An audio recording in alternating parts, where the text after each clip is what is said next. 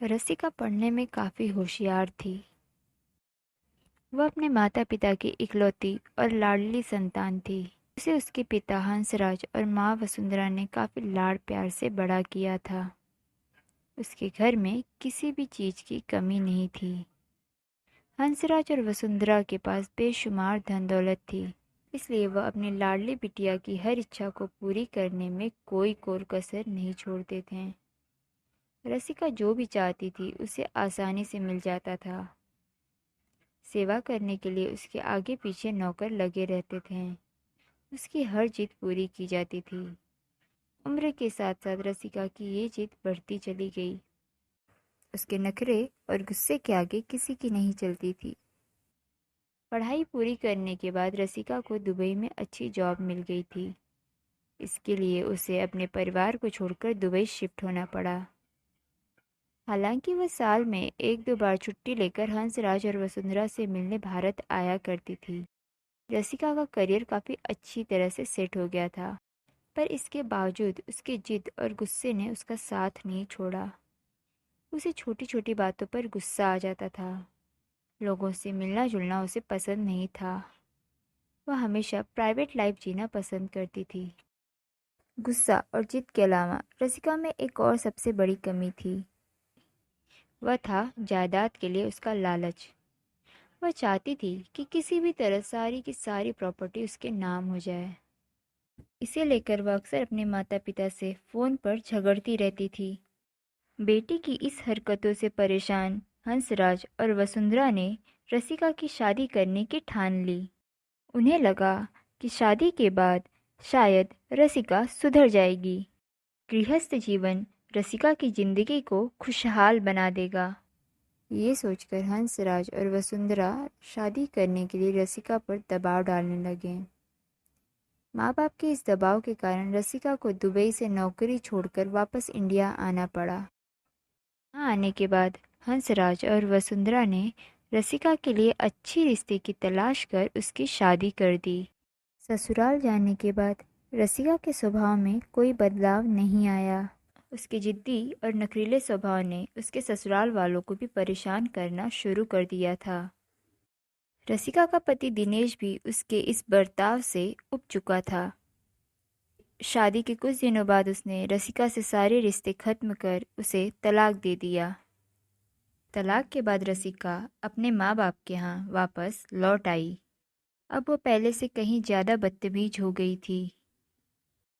उसका गुस्सा और प्रॉपर्टी के लिए लालच भी दिनों दिन बढ़ता जा रहा था। उसने हंसराज और वसुंधरा पर प्रॉपर्टी अपने नाम करने का दबाव डालना शुरू कर दिया। हंसराज और वसुंधरा ने उसे समझाया कि इतनी बड़ी जायदाद वह अकेले नहीं संभाल सकती, इसलिए वह अपनी प्रॉपर्टी किसी ट्रस्ट के नाम करना चाहते हैं। दरअसल हंसराज और वसुंधरा जानते थे कि रसिका का गुस्सैल स्वभाव उनकी जायदाद के लिए खतरा बन सकता है। जब रसिका ने ट्रस्ट को प्रॉपर्टी देने वाली बात सुनी तो मानो उसके पैरों तले जमीन खिसक गई। वह खुद को रोक नहीं पाई और घर छोड़कर दूसरी जगह रहने लगी। रसिका के इस कदम ने हंसराज और वसुंधरा को परेशान कर दिया था। हालांकि घर छोड़ने के बाद भी रसिका लगातार फ़ोन के जरिए अपने माता पिता पर प्रॉपर्टी उसके नाम करने के लिए दबाव डालती रही। रसिका के इस खराब रवैया के चलते उसकी माँ वसुंधरा चिंतित रहने लगी थी। उसे अपने बेटी की भविष्य की चिंता सताने लग गई थी। इसी चिंता ने वसुंधरा को कब चिता की तरफ ढकेल दिया किसी को पता नहीं चला। एक दिन अचानक अटैक आने के कारण वसुंधरा ने इस दुनिया को अलविदा कह दिया। माँ के गुजर जाने पर गम करने के बजाय रसिका ने अपने पिता को इसके लिए जिम्मेदार ठहराया। उसने हंसराज पर आरोप लगाया कि वह उसकी माँ का ख्याल नहीं रखते थे, जिसके कारण माँ की मौत हो गई। माँ की राख अभी ठंडी भी नहीं हुई थी कि दोबारा रसिका ने अपने पिता पर प्रॉपर्टी उसके नाम करने का दबाव डालना शुरू कर दिया। वह फ़ोन पर लगातार उन पर दबाव डालती रही। हंसराज चाहते थे कि रसिका एक बार फिर अपने घर पर लौट आए। वसुंधरा के जाने के बाद वह बिल्कुल अकेले हो गए थे। बेटी के साथ वह अपनी सारी तकलीफ बांटना चाहते थे। उन्होंने कई बार रसिका को घर वापस आने के लिए मनाया, पर रसिका कहाँ मानने वाली थी।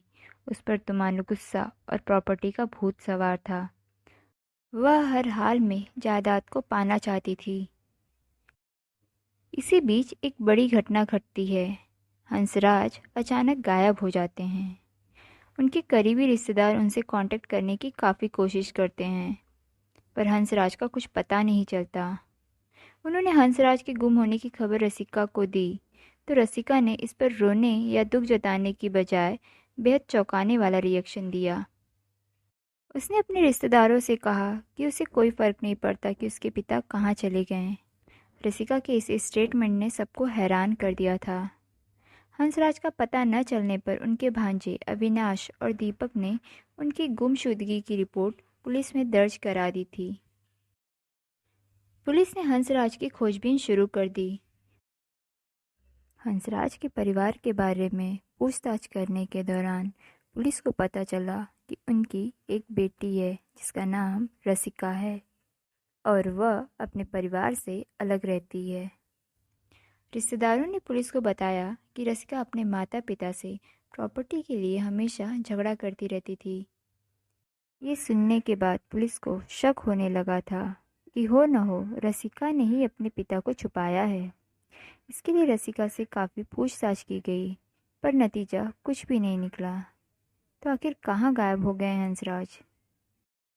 धीरे धीरे इस रहस्य से पर्दा उठने लगा था और जो सच्चाई सामने आई उसने सबके रोंगटे खड़े कर दिए। क्या था वह सच? क्या हंसराज वापस मिले?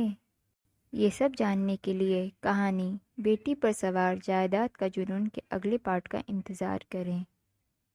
Thank you so much.